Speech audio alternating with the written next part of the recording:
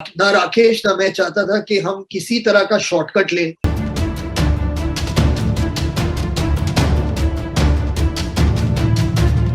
Hello everyone. ये video बनाने के मेरे पास दो तरीके थे बेसिकली। एक, मैं इस वीडियो को कम्प्लीटली नेटी और नॉट के बेस पे बनाता कि नेचुरल ट्रांसफॉर्मेशन है या नहीं है, लेकिन उससे मैंने सोचा कि ऑडियंस को ज़्यादा फ़ायदा नहीं होने वाला। मैं अपने आपको एनालिसिस दिखाऊंगा, ये करूंगा वो करूंगा, लेकिन एट द एंड ये कंक्लूजन दूंगा नेचुरल है या नहीं है। अब दूसरा तरीका मेरे पास ये था इसको बनाने का कि मैं मान के चल रहा हूँ कि मान लो this is not a natural transformation, but what you should learn from this transformation. और ये दूसरा तरीका आपको हार्डवर्क की वैल्यू समझाएगा, एट द सेम टाइम ये बताएगा कि स्टीरॉयड चाहे इंसान ले भी रहा हो फिर भी उसको मेहनत करनी पड़ती है। फिल्म के बारे में कुछ बेसिक जान लो। सबसे पहले ये 2019 से चल रहा है पूरे फिल्म का कंसेप्ट। इसमें फरहान अख्तर ने जो ट्रेनिंग सीखी है बॉक्सिंग की और फिटनेस पे काम किया, पहले वेट बढ़ाया फिर घटाया, इसको टोटल 18 मंथ्स लगे। वो क्यों लगे? बिकॉज हमें सब पता है 2020 में कोरोना आया था और उसके कारण शूट रुक गया होगा, इस करके इस फिल्म ने इतना सारा लंबा टाइम लिया। सो दो फेजेस आते हैं, दोनों फेजेस में आपको सीखना चाहिए फरहान अख्तर ने क्या किया। एक फेज में उन्होंने वेट गेन किया 16 kg के अराउंड, और दूसरे में कट डाउन किया, श्रेडेड लुक लेके आए, जिसके रिगार्डिंग लोग आपको बोल सकते हैं कि नेचुरल है या नहीं है, उस पर बहस कर सकते हैं। अब पहली चीज पे बात करते हैं फरहान अख्तर के वेट गेन के बारे में। इस मूवी के लिए उन्होंने 15 kg वेट गेन किया। And let me tell you, अगर आप स्टीरॉयड भी लेते हैं या कुछ भी लेते हैं उससे इतना वेट गेन पॉसिबल नहीं है unless you are consuming shitload of food and shitload of junk food, because that can give you that many calories. And as expected, Farhan Akhtar accepted this. He said कि he was consuming shitload of fats and shitload of carbs. At the same time, he was consuming fries, junk foods as well, so as to get those fats. The big challenge in this one was getting out of shape. You stop training, you eat whatever you want, so all that allows for it to happen. उन्होंने ये भी कहा कि वो 5000 calories per day consume कर रहे थे, वो भी जंक वाली एक्सेसिव में, ताकि वो वेट गेन बहुत जल्दी कर पाएं, और इसका रिजल्ट हमने देखा। और वर्कआउट करो या ना करो इस फेज में फर्क नहीं पड़ता, लेकिन थोड़ी बहुत कार्डियोवास्कुलर फिटनेस मेंटेन की होगी थोड़ी बहुत रनिंग करके। So one thing to learn, yes, if you want to gain weight, if you want to beef up just for something, just because you want to look like a bouncer, you can do that by doing this kind of shit. But if you want muscle, if you want quality muscle, you can't do this. If you really want to know more about how to do bulking, you can check out my bulking series playlist on my other channel.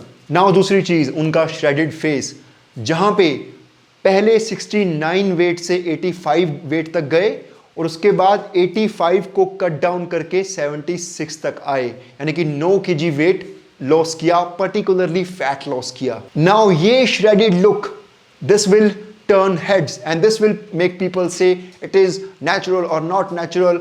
And thinking of Farhan Akhtar's age, वो 47 years के हैं, हम मान लेते हैं उन्होंने steroids लिए हैं, लेकिन मेन चीज जिसके लिए मैं आपको वीडियो बना रहा हूं वो है उनका hard work as in calorie consumption. उसके ट्रेनर ने कहा कि he was consuming 1500 calories.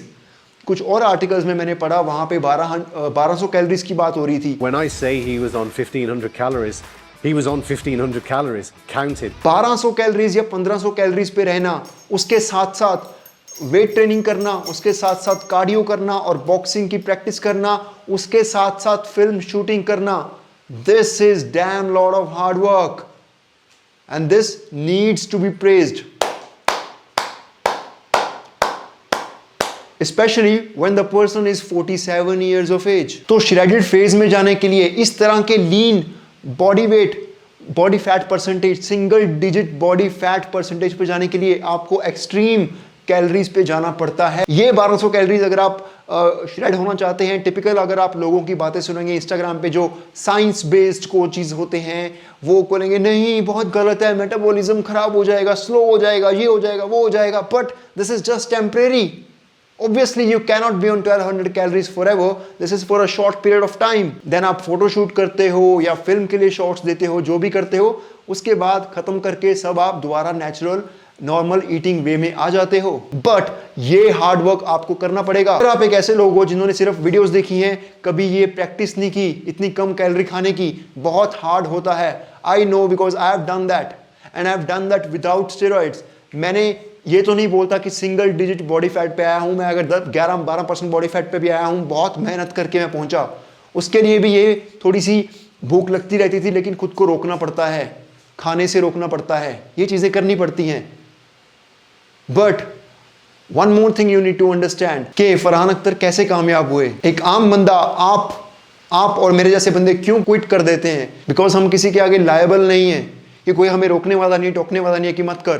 Farhan Akhtar के मल्टीपल फिटनेस कोचेस थे यहाँ पे, 2 से ज्यादा, तीसरा बॉक्सिंग कोच था, और चौथा फिजियोथेरेपिस्ट था, और 5वां डायरेक्टर्स और ऑल दोज इन्वेस्टर्स, प्रोड्यूसर जो फिल्म के ऊपर पैसा लगा के बैठे हैं।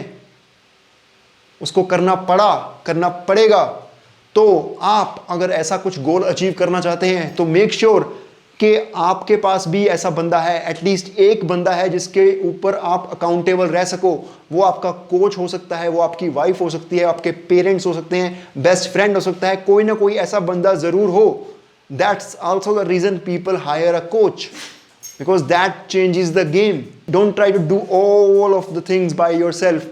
You want to manage your diet by yourself, you want to manage your training by yourself, and you want to stay motivated by yourself. Yes, 100 में से 10% लोग ऐसा कर सकेंगे, लेकिन 90% cannot. चाहे वो स्टीरॉयड भी ले रहे होंगे उस टाइम पे, लेकिन फिर भी उसको 1200 कैलोरी खानी पड़ी या 1500 कैलोरी खानी पड़ी, जो कि बहुत टफ है। दूसरी चीज अकाउंटेबिलिटी।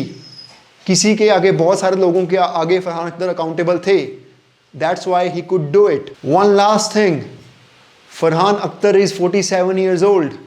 अगर उसने स्टीरॉयड लिए भी हो, वो स्टीरॉयड लेने के बाद उसको छोड़ के अगर उसका नेचुरल टेस्टोस्टेरोन प्रोडक्शन रिकवर नहीं होता है, he can go for TRT, which is testosterone replacement therapy, because वो ऑलरेडी एक बहुत एज्ड पर्सनैलिटी हो चुके हैं, और he can go for TRT easily, because इस एज पे इतना टेस्टोस्टेरोन नहीं बनता है।